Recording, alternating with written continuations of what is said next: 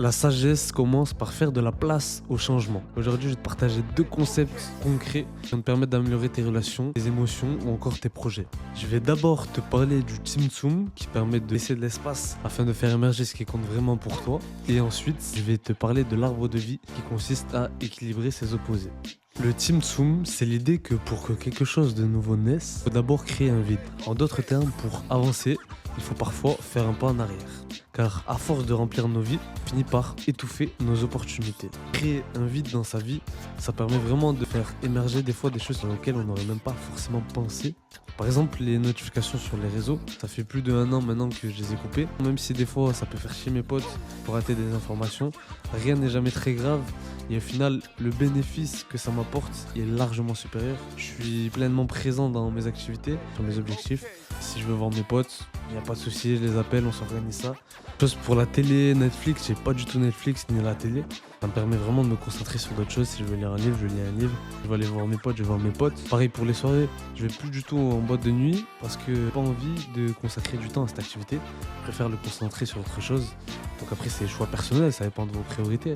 Pas obligé d'être aussi extrême que moi, mais c'est juste pour vous donner l'idée générale. Parfois, couper certaines choses permet justement de se concentrer sur des choses qui sont encore meilleures pour vous.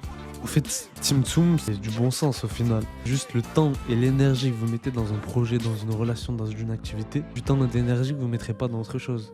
À un moment, j'étais en relation avec une fille et tout se passait bien, elle était intéressante, intelligente, beaucoup de choses qui matchaient, mais il y a des choses qui me plaisaient pas, notamment son manque de sincérité. Au final, j'ai quitté cette relation. Quelques temps après, j'ai rencontré mon ex, qui était une femme au-dessus, qui vraiment m'a apporté beaucoup plus de choses que ma relation précédente. Donc en fait, des fois quand vous quittez quelque chose, vous pouvez trouver mieux. Après, ça marche aussi dans l'autre sens. Vous quittez quelque chose de bien, une relation, une personne, un projet, vous pouvez aussi trouver pire.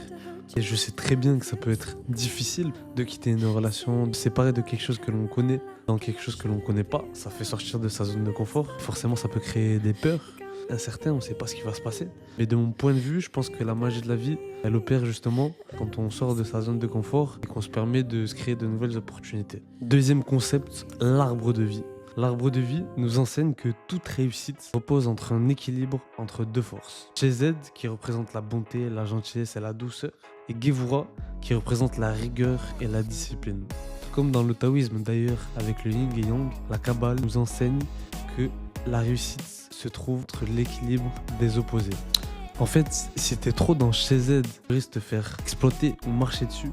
Par contre, à l'inverse, si t'es trop dans le Gevura, tu risques d'être rigide et de paraître froid. J'en parle en connaissance de cause parce que c'est parfaitement mon cas et je dois apprendre à faire preuve de flexibilité, à m'ouvrir davantage sur mes émotions, mes ressentis, parce que sinon je m'empêche de connecter avec certaines personnes du fait de mon attitude et de ma rigidité.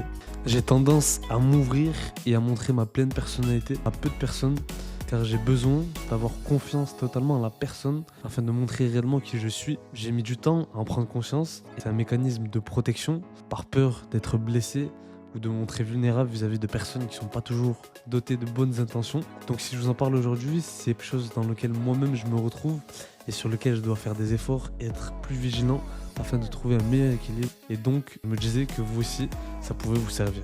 Ça marche aussi dans le sens inverse. Trop de gentillesse peut te faire sentir la frustration. Frustration de ne pas exprimer totalement tes besoins, de ne pas se sentir respecté ou valorisé, de faire passer les autres avant soi.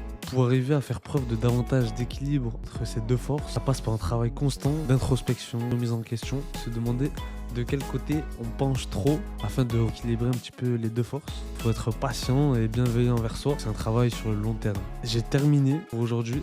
Donc on aura vu 2 concepts. Le premier, Tsum, qui consiste à créer de l'espace pour faire émerger ce qui compte vraiment pour toi, quitte à mettre certaines relations, certains projets entre parenthèses et de côté pour te concentrer sur autre chose. Le deuxième concept est issu de l'arbre de vie, consiste à trouver un équilibre entre les 2 forces. J'espère que la vidéo t'aura plu. Si c'est le cas, n'oublie pas de lâcher un petit like, ça fait toujours plaisir. Sinon, je te souhaite une très bonne journée et je te dis à la prochaine.